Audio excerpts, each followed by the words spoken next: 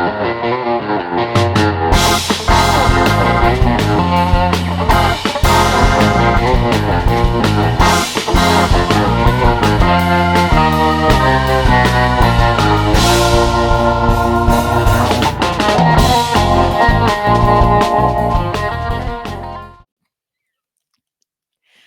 and welcome to Corgi Town, USA podcast. We are glad to have you. This is our 100th episode. 100. We need to have a party. We do need to have a party. I think we should party like the rock stars that we are. Like the little Corgi rock stars? Like the little Corgi rock stars. Yeah. Well, I'm Candy. In my lap is Chuckles, our spokes Corg.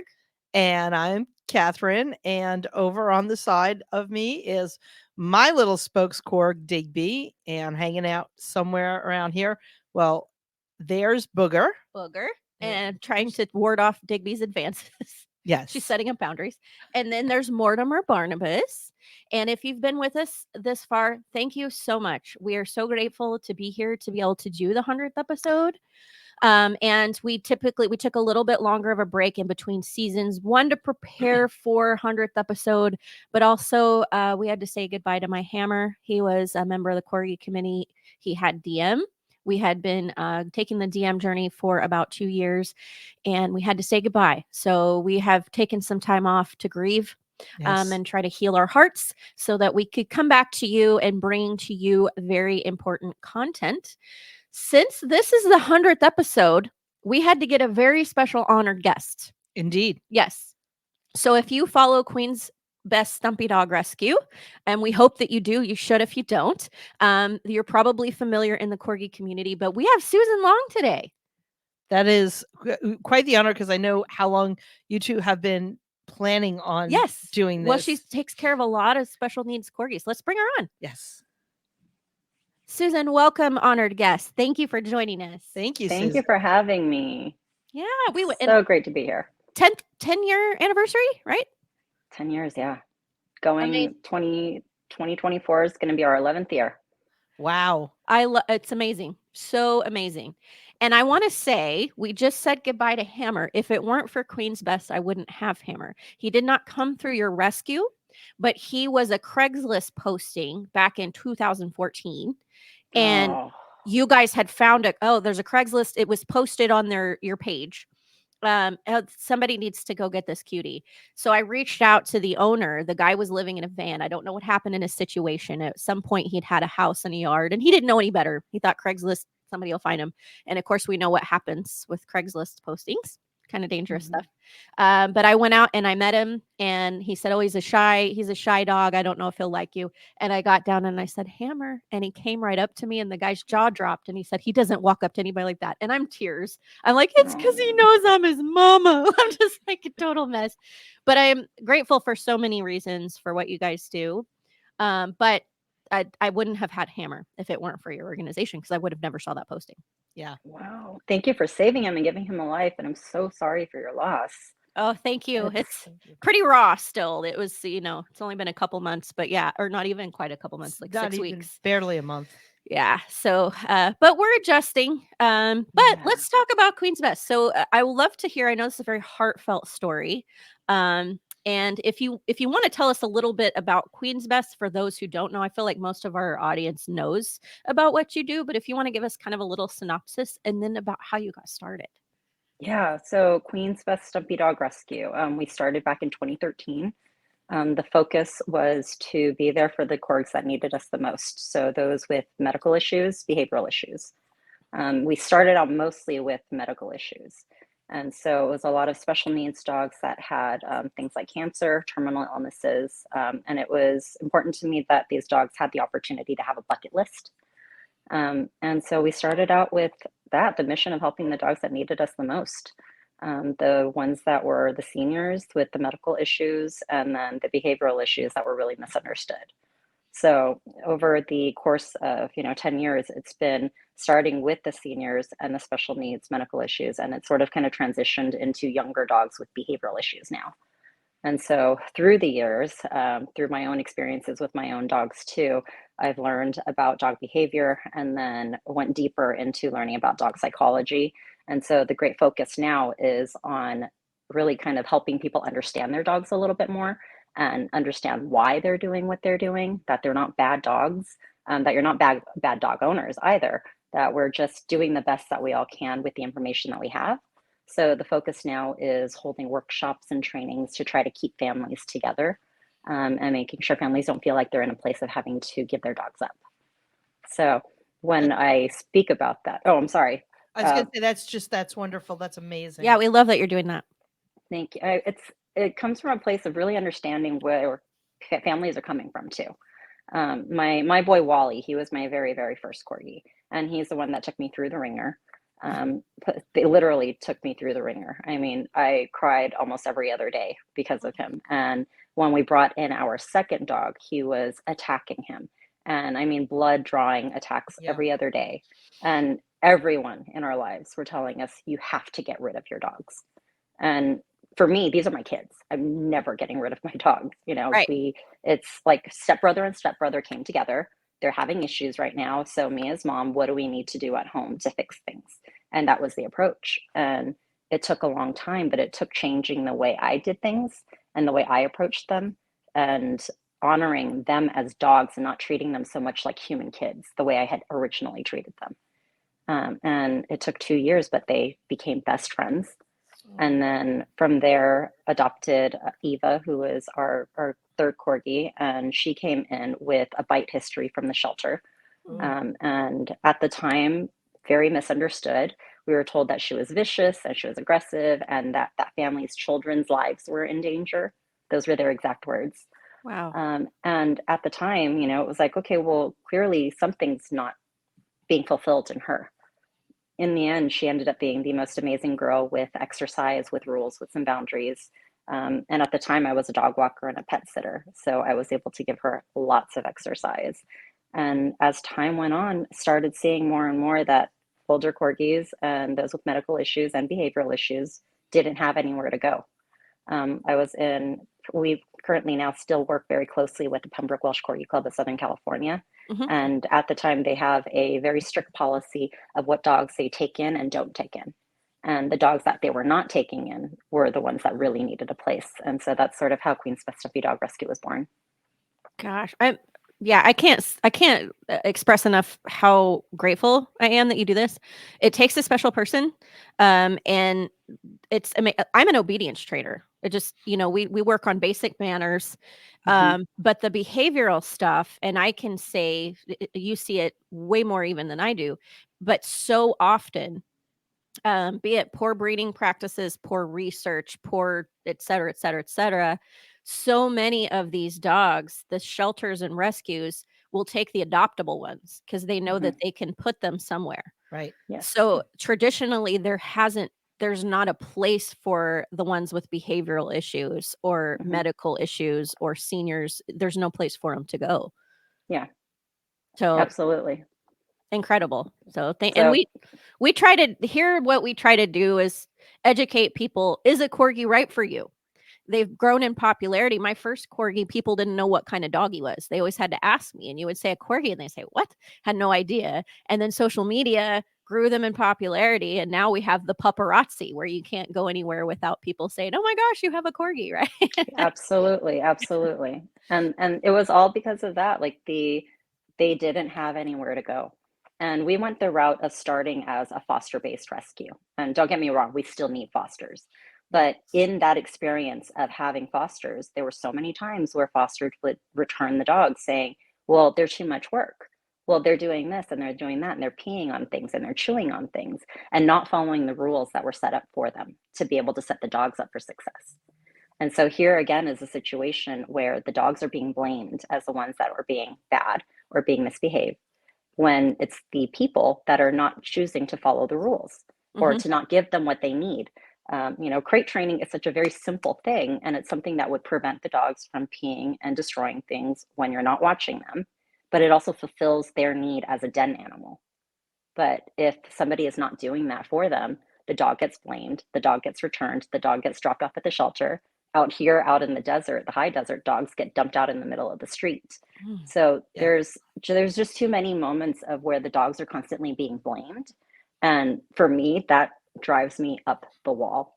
Yeah. I really want everybody to understand that there are no bad dogs. There are just bad dog owners that choose to not do things for the dogs. Very true. And, that's what we get to change. Yeah. And as people need to adjust their expectations. It's like you said, Mm-hmm. we love them as human children, but we can't Mm-hmm. expect them to have the same instinct that we do because they're different species. Absolutely. So, with that, what I like to say is we can love them like human children in the sense of being dedicated and committed to them as human children. Like I would never think of giving up my child. And No. so for me, the dogs are literally furry autistic children. They cannot verbally communicate with you. They can only react.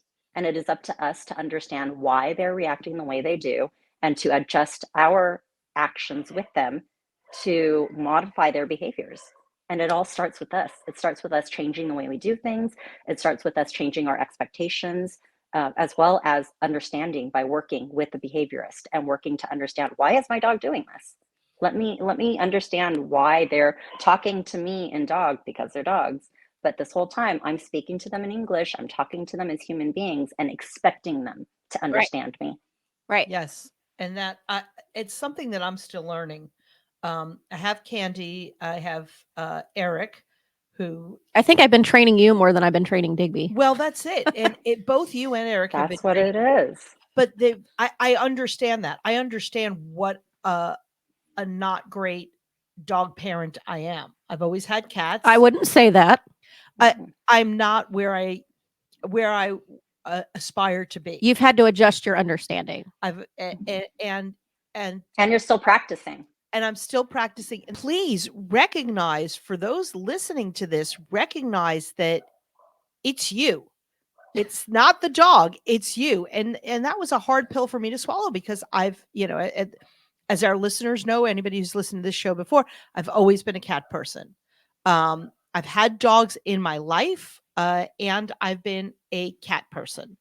And it's a huge adjustment. It's a huge adjustment. It's a hugely different way of interacting, um, of working with Digby's behavior. He's a little guy with a lot of bite to him. We have a bigger dog now that Digby will sometimes get into fights with, and then sometimes just be this loving brofer. And it's up to me. And he's a rescue too. He's a rescue. Yeah. And it's He both, was my both foster. Candy and Eric. Eric trained dogs and did dog agility and all that stuff. And both of them are working with me. So I really want to emphasize what you said, Susan. It's you, the human. Figure that out for yourself. And if you're not willing to work on yourself as the human, don't bring a dog into your life. It's just not, you're absolutely right. I put up, I said earlier, off camera, I put up my Splooter's Stumpy dog calendar. Yes, Queen's Best has a new calendar. Go to the website, please. Go to the website, buy the calendar. It is so adorable. And and it's heartbreaking to know that it's the human in their life that may have not done them right. Well, and sometimes didn't understand. Sometimes it's Sometimes not don't. always. It's usually good intentions are there. Mhm. Yeah. So Definitely. Like I said, I can totally understand from an owner perspective what it was like not knowing what the hell I was doing. I had Yes. no clue what I was doing when I got Wally. And, at the time, when Wally is my one and only dog I ever got from a breeder. And this was after attempting to rescue and not being able to adopt, because at the time our local breed club did not adopt out to first time dog owners. And I didn't understand it. I took it so personally. And then as time goes by, it's like, oh, this is why. Every single behavioral issue that we could have imagined occurred. And it was because I went in as total dog lover, wanting to have a surrogate furry child and let him run the house. And my understanding and essentially my perception of love towards a dog was give him as much freedom as possible. Dogs are happy when they have all the space to run around and do whatever the heck they want. That might be the case for a, cupcake family dog that doesn't work, but we have working dogs that need a person that is going to be their shepherd as well as their, trusted and respected authority figure in a human world, because they're not on the field running after the sheep and cattle anymore. No. They're in our homes running after the two-legged people that are walking around instead. They Mhm. are in a human world running after the bicycles and the skateboards and the buses and the cars, the things that are moving the way sheep and cattle do, because their instincts tell them to do so. But when we think about it from a dog owner perspective, not a working dog perspective, we're like, well, why is my dog chasing after the car? Why is my dog chasing after the bicycle? Why are they lunging after the skateboarder? Like, why do they keep doing that? They're being bad. They're being bad. They're embarrassing me.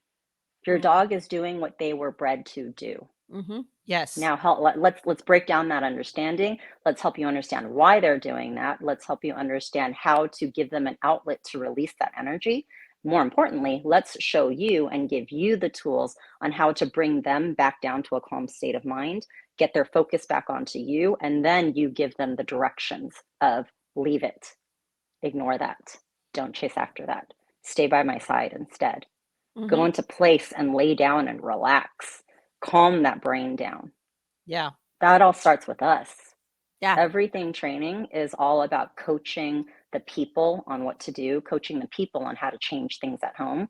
And once you change your habits and your understanding of why you're even doing those things to begin with, that's when the real change starts to happen. Yeah, I've learned that as I've been training more and more, that that's 100% what you said.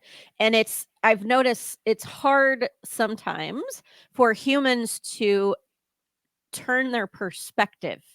I don't know why he does that. Why does he keep doing that? I tell him not to do that and he keeps doing that. I'm like, well, he's not your spouse. He's not your child. He might be your child, but he's not your human child. He's not going to understand that you said, stop chasing that car. Like, that's annoying. Don't do that. No, you have to shift that perspective to put yourself in their paws. They have a Mm-hmm. completely different, yeah, you are 100% correct. But can Mm-hmm. you tell us, I mean, this is an insurmountable answer that could happen from this question. But what are your biggest challenges with your rescue, running your rescue? Oh God, that I goes know. all over the place. I know, It really does. I didn't really make it succinct. Yeah. Maybe lately, what's the biggest challenge? Lately is having enough help for the dogs. Yeah. We're on a 2.5 acre sanctuary out in Acton, which is an amazing place for the dogs. But we're about an hour northeast of Los Angeles, and getting enough help up here to make sure that we have the assistance with the groundskeeping and the exercising and the grooming and all of that stuff is probably the biggest challenge. Because you also So, have to have people that have the sensitivity of what they're dealing with. It's not just, "Oh, I wanna help." Yes, but do you also understand what's entailed? yeah, what Yeah, you're walking into. We yeah. we do get a lot of times where, there's interest in volunteering, and I think the perception of volunteering means I'm going to go to the Corgi Ranch and I'm going to cuddle with dogs all day. Like, no, that's not actually how it works. We have a majority of our dogs here, about 80% of the dogs at the ranch have a bite history. They are here for training, which means starting with helping them shift their perspective and their relationship with human beings, which means giving volunteers and making sure volunteers are trained to be able to handle our dogs as well. Mhm. And then of course there's work. You got to Right. pick up poop, clean kennels, do laundry, brush dogs. I'm very fortunate that we have an amazing team of volunteers, but our volunteers are tired too. Our volunteers are burnt out. And we've had some big losses. We had our volunteer coordinator who recently just moved out of state. So that was a huge loss to us. And we have, another volunteer who religiously came up every single weekend to brush dogs, Oh, literally wow. did nothing but brush and walk dogs, and began to encounter health problems himself and has not been able to come. Oh, And then of course that the pandemic hit. So it's been hard. yeah. Oh, well, thank you so much for what you do. Wish I were closer, can help more. Yeah. But Yeah, but we'll definitely, if you, dear viewer, dear listener, if you are nearby in that area and think that you have what it takes, please step forward. Maybe we can help get you some help. I do want to ask you, so myositis. We wanted to talk about Mhm. this a little bit. Can you help educate us? Yeah, so I brought up myositis because part of the reason why I'm so passionate about what I do is because of the impact that dogs have had in my life. I was diagnosed with juvenile polymyositis when I was 7 Hmm. and was in and out of the hospital since then. Um, and I currently am still going through treatment. And it's something that is extremely rare, does not have a cure, and it was something that took me to very dark places in my life. And as a teenager, while I was in the hospital during some of those really dark moments, the thing that got me through were therapy dogs. And so over time, in seeing the dogs that have medical issues and these behavioral issues and whatnot, there was a part of me that really connected with that. In seeing that they needed exactly what I needed as a child. And the nurses and doctors gave that to me, and they are ever so deserving of it. So why are we not giving that to them? So that's an additional push as to why I feel so passionately about it, and they deserve everything we can give them. And through the course of the rescue, 7 years into the rescue, we ended up rescuing a little lady named Miss Wanda.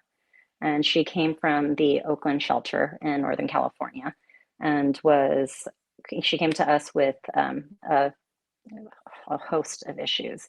She was diagnosed with megaesophagus, and so her esophagus wasn't working to be able to swallow food and water properly. So she was constantly regurgitating and vomiting. Mhm. She had exercise intolerance, was really tired all the time, weak all the time. And in doing more and more research and getting, diagnostics done, we saw that she had an elevated CK level. And all of these things were starting to come together. Like, what? Dogs don't usually end up with an elevated CK level unless there's something going on with muscles, because that's how my disease works. Diving deeper into it, found that dermatomyositis, which is a cousin, it's in the family of myositis or myopathies, is a confirmed hereditary condition in Pembroke Welsh Corgis. Oh. So we had Miss Wanda, who actually came to us with the end stage of dermatomyositis Mm. and had all of the symptoms of the difficulty swallowing, muscle weakness, elevated CK, and skin issues. And so she was losing fur. And it was, what are the odds of a dog that has a condition that is the cousin of my condition Yeah. that ends up in our care? Knew exactly what needed to be done for her, gave her what we could, gave her a bucket list, and then we were able to help her cause. So Mm. myositis, because it hits so close to home for me, Yeah. and obviously, it's something that is in corgis. It's in Pembroke Welsh corgis, and with the way the breed has blown up in popularity and the insane amounts of irresponsible breeding going on out there, Mhm. that's something that I want to put out. We're sharing about IVDD, we're sharing about DM, we're sharing about all the other known issues in corgs. If you have a corgi that is experiencing skin issues that looks like yeast infections where they're losing patches of skin, they're tired all the time, they're unable to go on walks or exercise, they have difficulty eating, they have difficulty chewing, they're throwing up after they eat or coughing and choking from drinking water, go and get a blood test done and find out whether or not their CK levels are elevated. Because if the CK levels are elevated, there's a possibility they might have dermatomyositis. So And if that's they how it's do, diagnosed. That's how it's diagnosed, is by the CK level, blood work, and symptom presentation? it's the CK levels that would be the first indicator to determine whether or not they should do a muscle biopsy. The muscle Okay. biopsy is what will help you get a definitive diagnosis. Okay. But it's if you have the elevated CK levels with all of those other symptoms, absolutely get them in and push for a test, because that is something that can be very, very easily treated with prednisone. With steroids and immunosuppressants, that is something that can be treated. So Okay. it's not known that whoever hears about dermatomyositis in corgis. No, this is you are educating me, and this is not something that I've been familiar with. I don't think it's common. Like it's definitely rare, but it is something that I wouldn't be surprised if it became more prevalent in the future with the boom of the breed. So Because, you know, And it affects other breeds as well, right? I'm assuming. I'm assuming it does affect some other breeds, but I don't know because I haven't dived into other breeds. It was entirely corgis that I was focusing on at the moment. Of right, course. and you start somewhere. So, like DM, is there a genetic test of the mama and the daddy before they start breeding That we know of. that we know That of? I do not know. Oh, okay. We're Okay. gonna have to keep So digging. So you Mhm. found out about this. You were working with a vet. I'm wondering if some of the vets that know about this, though, maybe we should have someone on. I Yeah. think there are some vets that knew because in diving deeper into it and looking, just going across various veterinary clinics and hospitals and seeing what they offered, some of them actually did have dermatomyositis listed under Pembroke Welsh Corgis. So there are vets out there that do know about it. interesting. And yeah, that is interesting because DM is unfortunately very common, and it's not common for the vets to know very much about it. It's Yeah. it's a paragraph in their entire repertoire of everything they have to learn. So they don't normally know. So thank you for educating us on that. Absolutely. Well, we don't want to keep you all night, so we'll try to make it succinct because and we would love to have you back on if you can find time in future episodes because there's so much we can talk about. Yes. But I wanted to ask you, what do you a couple things. One, how has rescue, how and what you do, how has that changed over the years that Oof. you've been doing it? It's the dogs we're taking in has completely changed. When we first started, we were taking in mostly seniors and special needs medical issues, as I mentioned. So dogs that were typically, 8, 9, 10 years old, 11 years old, those that were approaching end of life. And then now we're getting dogs from the shelters with bite histories as young as 6 months, a Yes. year old, 2 years old. And it's been over the last 5 years or so, 4 to 5 years, that it's been mostly younger dogs under the age of 5 with a bite history. So it's completely shifted from, older dogs with medical issues to now younger dogs with behavioral issues. And with dogs that have a bite history from the shelter, the ones from the shelter, those dogs are not adoptable to the general public. They Right. are rescue only. And so if a rescue chooses to take a dog that has a bite history, that's the only way that dog is getting out of that shelter. If the dog does not get rescued by a rescue that will take a bite history, that dog is going to be euthanized at the shelter. And I Mhm. think it is so important for all owners to understand that if you have a dog with a bite history, that dog is not going to be able to be adopted out. And with that, I also need to add in that should not be something that anybody should ever withhold. It should never, ever be information that you withhold. You need to be in full disclosure of every behavioral issue that your dog has if you are going to give them up. Because, especially if they have bitten somebody, if you're in the fantasy land of thinking that, my dog is biting my family and so they need to go somewhere else, those behaviors are not going to magically disappear. Those behaviors are going to show up in the next household. So not only are you doing the irresponsible thing for that dog, you are also doing the irresponsible and dangerous thing for the next human being in their life. And the only way to be able to help that dog is to be able to change what you are doing at home and understand how you created this problem to begin with. Of course, genetics can sometimes be a component, but a majority of what I see is behavioral stuff from lack of leadership. Mm-hmm. Lack of leadership. And with that, Candy, though, I see you pointing at yourself, but I don't want you to ever think to yourself, like, I'm being a bad owner or, I- everybody starts from a beginning place and you work your way up, Yeah, no, you know? I'm pointing to myself. I had to make the journey. Yeah. So that's what I'm saying. And I continue to make the journey. So I'm pointing to myself to say, as a person who's had, some dogs growing up and then cats and everything, and I consider myself a compassionate person and a smart person, and I had to make the journey. So it's You understand the perspective. I understand the Kat. That's what it. perspective, Yeah. and I make the journey. You want the dog, make the journey. And even a dog that is, perfectly bred and, perfectly behaving and perfectly all of those things, which is subjective. which is subjective. Mhm. Make the journey yourself. Make the journey of making yourself a better person. And for the don't be dog. defensive. And don't be That Mhm. that was the conversation you and I had is Yeah. you said, well, I don't know why he does XYZ, and then he would yell at you and you would yell back, and like, don't yell at him because all you're doing is matching that energy. Things like that. You didn't take offense to that. You said, oh, okay. He Yeah. doesn't think like that. You have to take that approach. That's right. Mhm. And you don't yell at a newborn like that. You don't yell at a toddler like that. Yeah.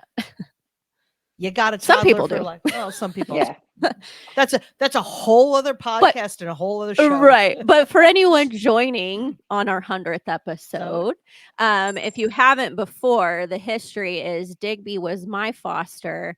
I rescued. He's a rescue, but he's not a rescue in the sense of he was unadoptable. He came from a family that was older and they had some medical issues. And I think also he's, his personality, he was kind of a lot for them with everything that they had to do. So I took Yes. him in, and I thought he was going to stay with me until he met Kat, and they really bonded, and he became Kat's emotional support after the loss of her husband.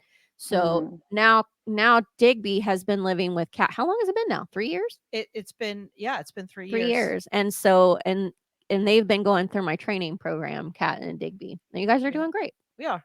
Yeah. So Yay. Yay. I love anyway, it. to segue. So Yeah. before we let you get back to so many things that you have to do, can you tell us what do you wish everyone would know about Queen's Best, about rescue, about corgis? Your choice. What can we share that we wish that dear viewer, dear listener Mm. would know? I think the biggest Another things, loaded question. yeah. Sorry. Let's see. What would I like them to know about Queen's Best? That we're doing the best that we can. I know there are a lot of people out there that have put in applications and have not been able to adopt from us. And it's not that you're bad homes. It is that our dogs are not the right match for you. What I would like for them to know also is that we're always in need of help. So anytime you are thinking about getting a corgi or interested in it, volunteer first. Learn about why these dogs are being given up, because there's a good chance that you're going to encounter these problems yourself. And if they do and come into your life and you encounter these problems, are you going to work through them? If the answer is no, then probably not a good idea to get one. Right. Other thing is, I was gonna say, is your training available online? Can anyone see it? We have the basics of the rules that are available online. I always start with the fundamental 5 rules, which is doorway boundaries, crate training, loosely structured walk, polite wait for food, and reinforcing only calm behavior. So you can find those videos on our IGTV as well as on Facebook. But we do offer a 2-day workshop at the ranch. Yay. And that basically covers the rules and the boundaries on the first day, and then how to implement all of that in the household as well as household issues the second day. Excellent. Great. And I will share those links in the description box of this video on YouTube as well as for our audio platforms, so that anybody who wants to find out how you can get involved, be it for potential fosters as well as any other questions you have about the training and behaviors. Awesome. Thank you. Yeah. Cool. So it's what I'd want people to know as corgi owners is rules and boundaries, first and foremost. Rules and boundaries, change the way you're doing things at home. They're really, really easy things to shift. And they benefit and impact the dogs in such a great manner, as well as your own life once you really start to implement them. They need a leader. They need a leader. Do. Yeah. They really, truly do. They need a leader. They need a leader. They need a den. They need lots of exercise and lots of walks and stimulating exercise, not one where they are pulling you along to every single tree and bush to pee. They need you to literally walk them, not them walk you. So that and implementing, you mentioned that you teach basic obedience. And I remember when I did basic obedience with my dog and walked out of class thinking, great, I did a basic obedience class. My dog is trained. And leaving thinking, my dog is trained. But are you taking those trainings and implementing it into life? Practice, know? practice, practice. Exactly. So I think back to who was I 13, 14, 15 years ago? That was absolutely my mentality. And so it's anybody that is teaching their dog things, figure out how to implement it into life. Make your dog work for what they're doing, work for what they're earning. It fulfills them. Yes. So It does fulfill them. Yeah. Very fulfilling to them. And I always preach about, you were talking about the exercises. There are many different types of exercises for your dog. So you Mhm. have not only the physical, which they need it, we all need it, but they also need mental. to have their mentally Yes. stimulated and even emotional stimulation. And that looks Mhm. different for each dog. Sometimes Mhm. it's not cuddles. Sometimes it's they want Exactly. you to toss the ball for them, or they Mhm. want to go on a walk with you, or go on an Mhm. adventure with you, or a car ride. A lot of it is Mhm. learning your dog and what motivates them and what fulfills them. Yes. Yeah. And sometimes it's even challenging them back when they're pushing boundaries. It's like, is my person going to let me push this boundary and let me get away with it? Here's a way of now challenging them and letting them know, no, I'm going to hold you accountable. That mentally stimulates them. That mentally challenges them too, as well as physically challenges them. Yeah. Like a teenager. Yeah. Yeah. Yeah.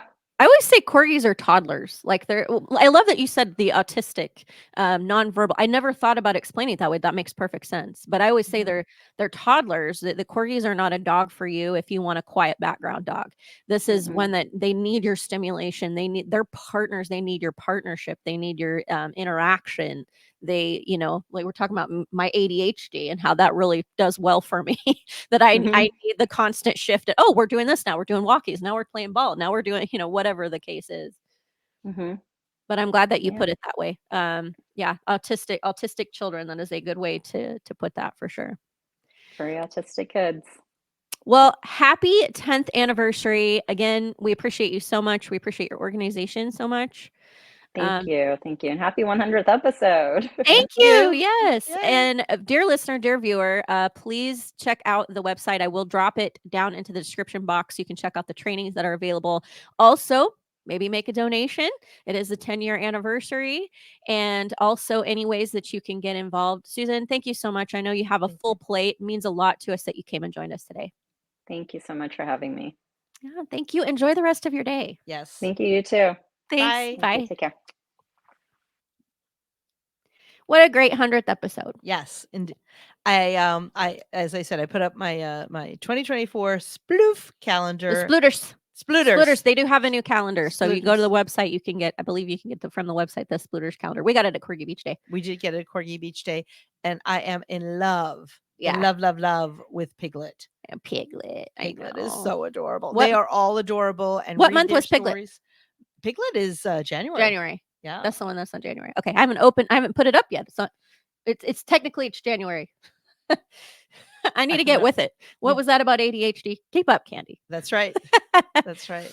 Well, anyway, we hope you enjoyed this broadcast. Please go to the Queen's Best website. Again, I will drop the website in the description box. See how you can get involved. Also, learn some things. Might help you at home with your training with your corgi. And we thank you for joining us on our 100th episode. We couldn't do this without you. Please like, subscribe, share. The more we have you, the more we're able to keep doing this. That's right. So we are here Thank for you. you every Thursday, all things corgi and pet parent lifestyle. Candy and Chuckles, Cat, Digby, Booger and Mortimer. little booger over there, and Mortimer. She's just so adorable. I wish you could see her, just all cuddled up. And she rules the roost. She All does rule the 16 roost. pounds of the That's tiny right. lady. Well, thank you so much. We'll see you next week. Bye.